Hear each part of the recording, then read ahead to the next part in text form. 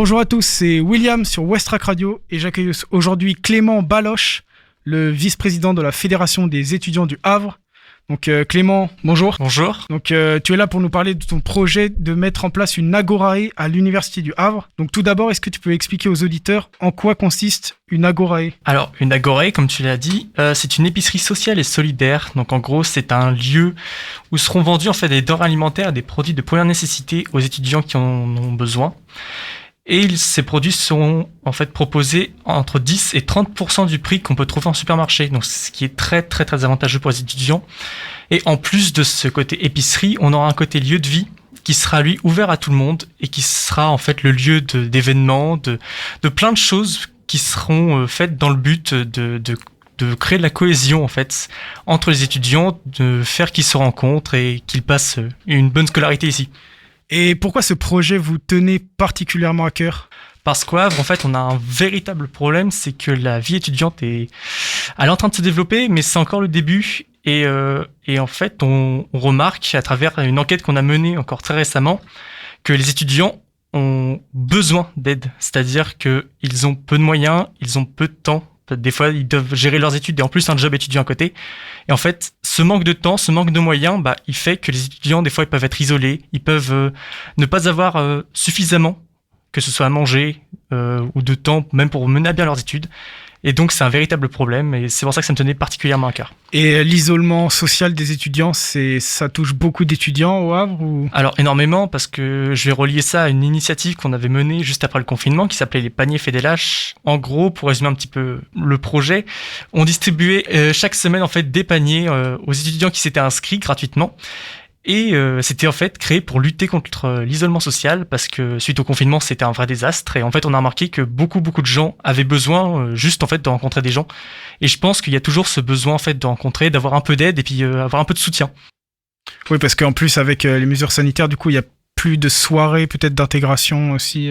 Voilà, c'est ça le problème, parce que la FEDELH, donc la Fédération des étudiants du Havre, dont je fais partie, normalement organise des grosses soirées d'intégration de fin d'année, et du coup, on peut plus mener à bien ces projets-là, ou pas sous cette forme-là, sous les formes gigantesques qu'on peut connaître, donc il faut qu'on innove.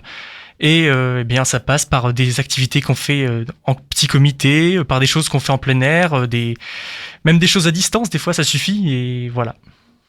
Alors, l'objectif de mettre à disposition cette agorae pour juin 2021, comment se passe la mise en place de ce projet ?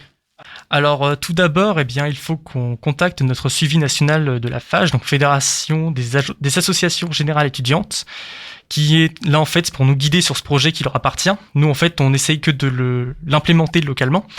Donc, on leur en parle, on parle un peu de notre ambition. Et à partir de là, en fait, ils vont nous guider et après, on mène à bien notre projet. Donc, ça commence, en fait, par... déjà la recherche d'un local pour savoir où est-ce qu'on le place. Il y a des endroits stratégiques en fait ici. En plus, on a 3 campus différents. On a celui au DOC, on a celui de l'université du site Lebon et l'UT de Coquereville. Donc ça fait 3 sites qui sont très très éloignés les uns des autres. Ensuite, il faut mener à bien des enquêtes, que ce soit auprès des étudiants qu'auprès du territoire. Donc auprès des étudiants, on l'a clos bientôt là cette semaine, on a eu 750 réponses, donc ce qui est énorme, c'est du jamais vu même sur le plan national. Et donc pour voir s'il y a une véritable envie de la part des étudiants qu'il y ait un projet de ce type qui soit implémenté. Et ensuite au niveau du territoire, ça se traduit en fait par une coopération avec la mairie, la municipalité, qui nous donne des chiffres, donc par exemple le nombre d'étudiants extracommunautaires, donc étrangers. Et tous ces chiffres-là, on peut pas les avoir autrement. Donc ça nous montre aussi si le projet est pertinent sur la commune, s'il y a un véritable besoin aussi, ça dépend du niveau de vie des étudiants. Et donc ça se traduit par ça. Ensuite, il y aura la recherche de partenaires, évidemment, donc partenaires locaux comme nationaux, et ça va avancer, ça va commencer là. Et donc vous avez remarqué un réel besoin venant des étudiants du Havre Comme je l'ai dit, on a eu 750 réponses sur notre questionnaire, donc c'est du jamais vu.